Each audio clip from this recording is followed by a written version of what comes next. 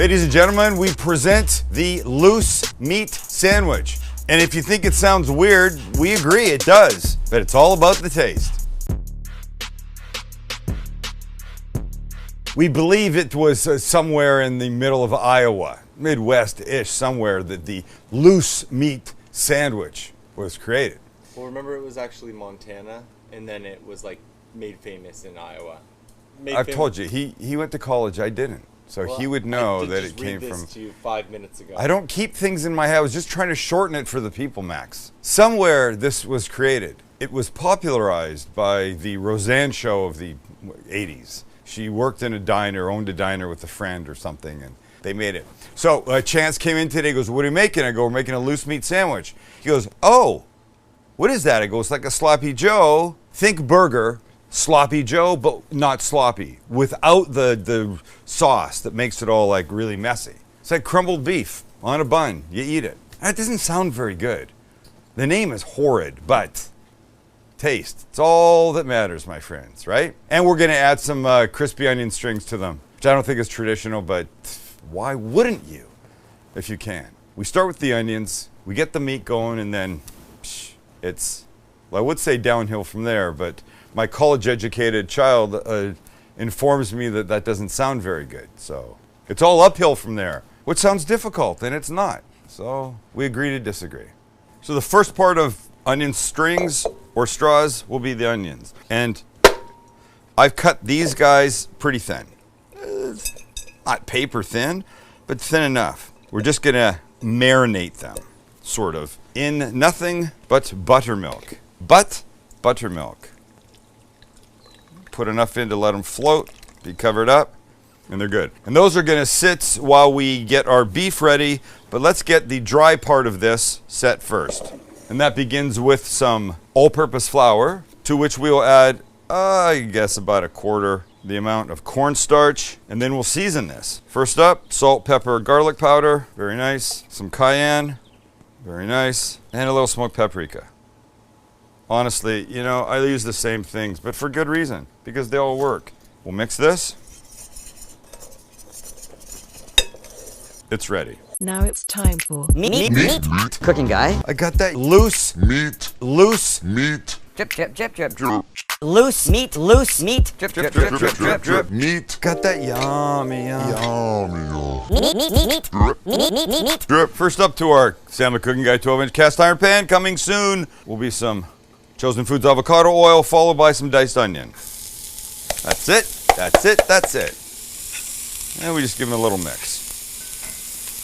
Hey, come on, fellas. We want these just to begin softening. And while that happens, let me just start to prep the beef before we put it in. So here's the ground beef that we're gonna use. I could just throw it in and mix it up. At some point, mustard is added, but I had this idea. Let's put the mustard here, spread it around like this, and then we're gonna drop this in as a block and let the mustard sort of burn in a little bit before we start to break it up. In my mind, that's just some gorgeous extra flavor. But until then, our onions are almost there. Let's throw some garlic in, shall we? A little splash, little garlic. Or that was a good clove, man. If it's your first day here, welcome. This is what we call putting the garlic in, waiting for it to get fragrant before we mix the whole thing together. That takes about 45 seconds. And if this is your first time here, you might consider hitting the subscribe button, because that tells us that you care, because we care, don't we, boys? Yeah. And the notification bell, hit that. It just puts our Monday, Wednesday, Friday videos right into your email. And I now smell the garlic, so I'm gonna mix it. And then my mustard idea. Clear a space. Bring the block with the mustard on it, and we go face down. Love that. And who knows if this makes sense? It's actually fun. Kind of like what they do animal style in and out. Right. Smells great. Let it do its thing there for about a minute before we give it a flip. I don't know if it did anything, but I do like that idea. So same thing on this side. We give it about a minute, and then we start to mix it in. And I'm going to mix this with a recent gift I've received. It's called a mix and chop. Apparently, people think I struggle when I mix up ground beef with this, so this is what I meant to use, and let's see how it works. Don't you think you would put it in and turn it? Yeah. Let's try the middle. Oh, actually works pretty good. Very nice. The mustard smell is tremendous. So, ultimately, you're going to want this finely chopped up. It's a perfect day for me to use my mix and chop. But so do this. Let it sit there for a second and get a little color on it. We understand that color is flavor. And we want as much of that as we can get. So far, so good, boys. So far, so good. By the way, thank you for the mix and chop. And I apologize I'm not using your name, but remember, I didn't go to college. Max did. Max should remember. And now we can do this. Start to turn it over. We're getting the pink out. Now let's season it a bit. First up, salt and pepper. A little more of the cayenne. Don't go too crazy. A couple splashes of Worcestershire. A little soy paste. We mix again. Loose meat sandwich. What a crazy thing. How do you think it was invented? Some guy was going to make a burger and dropped it? Apparently. It shattered in the pan? Just scooped it all back into the bun. Not wanting to waste it, he presented it to his customer as something special that they were doing. All right, the color's gone. No more pink left. Maybe a couple of tiny spots and that's okay. Now a little broth, and I'm using beef broth. Maybe half a cup. And this will now simmer for 10 to 15 minutes or until almost all of this liquid has been sucked up into the beef and or evaporated.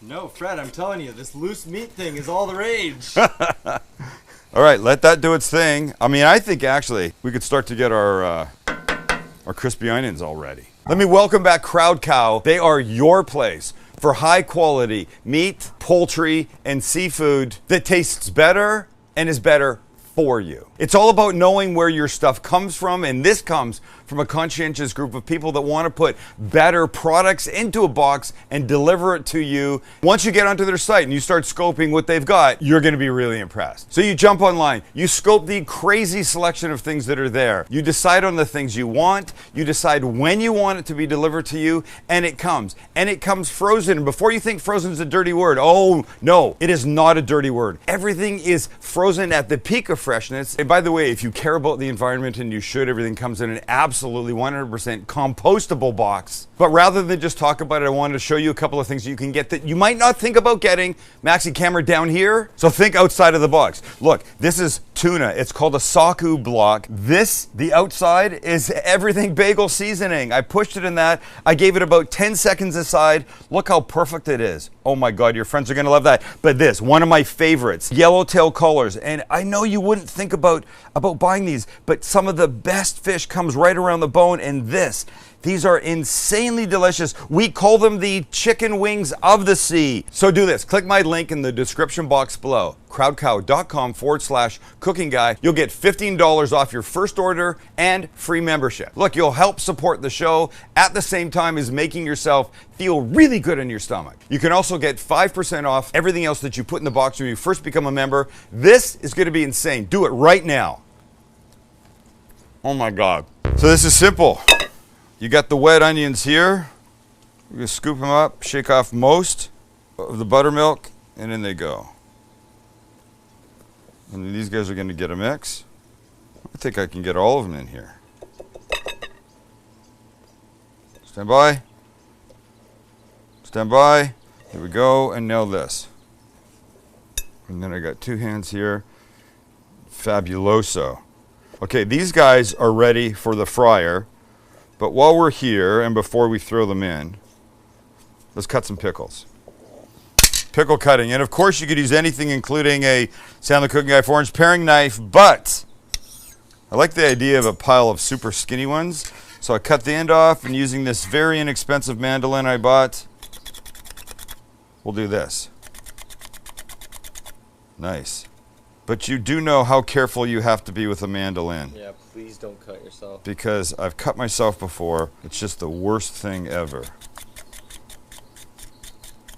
I get so scared using these damn things. Let's just do this one so we make sure that we have enough. It just sneaks up on you. Beautiful. All right, let's take our pickles. We'll get them over here to the side, because when we build our loose meat, it'll be right here in front of us.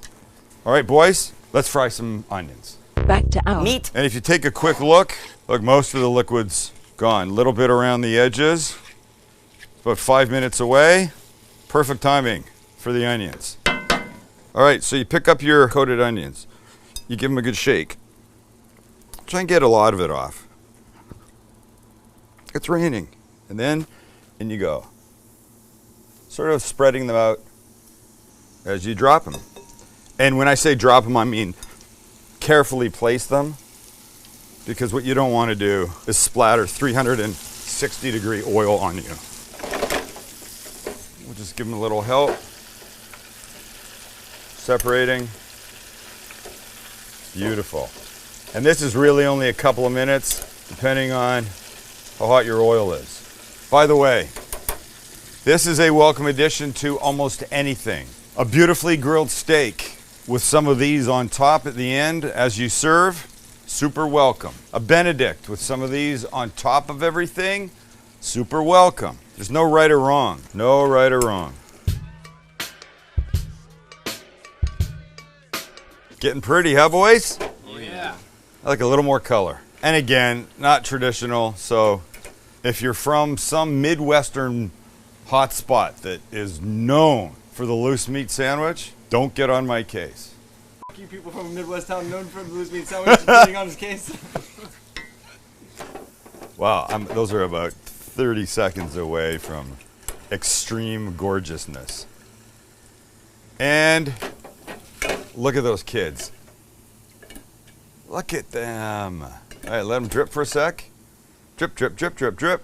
And when they finish dripping, a couple more shakes onto a paper towel lined baking sheet. And while they're warm, we just hit them with a little bit more salt and pepper, because this is the time that the salt and pepper will really adhere.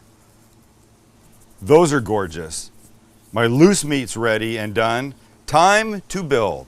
Just before we get going. My God. Boy, how good. So epic.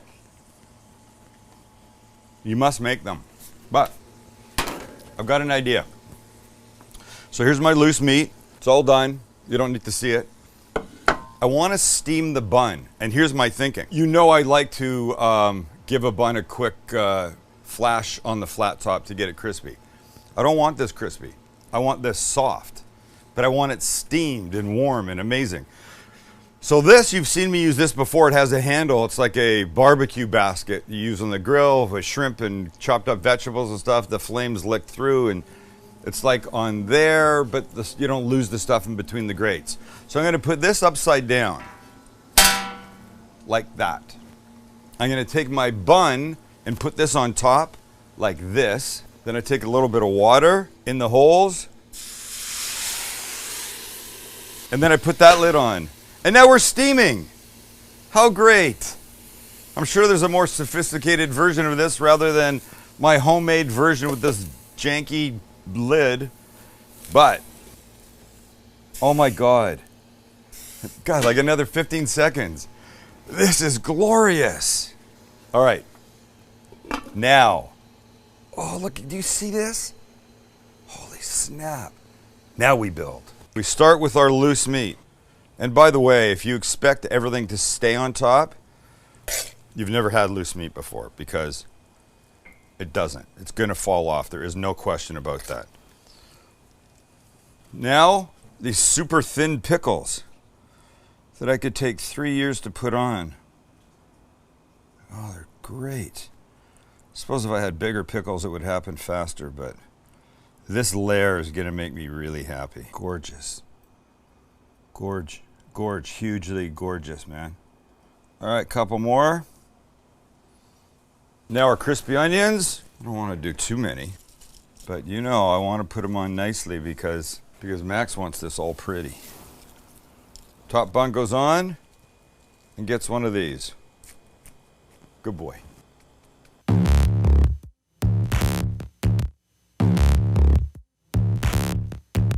I love it. I love the soft bun steamed. I love what's going on inside. There's no way to eat this and not have it be a mess, but you just got to go with it. Eating is an adventure, and sometimes it's a messy adventure. But it's always a delicious adventure. I just like what do you call that? What's an internal? gleek? No, gleek is when it Salivate. comes out. It's an internal salivation. I don't know what that word is. Just doesn't sound good.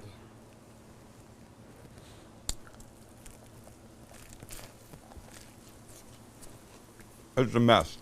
I like it. I can't say it's my favorite regional dish we've made. I mean, if I had to choose, we did the chopped cheese, sort of. I'd probably take that over this. Maybe a sloppy over this, then this. But I'm still gonna have some more bites. I got an idea. Wait, can I take a second to show them something? Yeah. Okay, hold on. It's pretty fucking good, actually. Hold on. So we use this garlic press today. You know I'm a fan of it. You know I've been secretly buying them. We're not secretly buying them on eBay and other places. Here's how many I've got. We're giving them away. Are we gonna engrave them? Yeah, we're engraving them. We're gonna- we'll we're have gonna- 20. I think we've got 20 or something. I even have another one inside, still in the original packaging. So it'll be like 1 of 20, 2 of 20. The little Cooking Guy logo on here. But the only way you'll be eligible is if you're a subscriber. So subscribe, kids. You got to do it. I got to go put these down. See ya. Thank you, Crowd Cow, for sponsoring today's video. And by the way, the boys are still talking about those yellowtail collars. So good.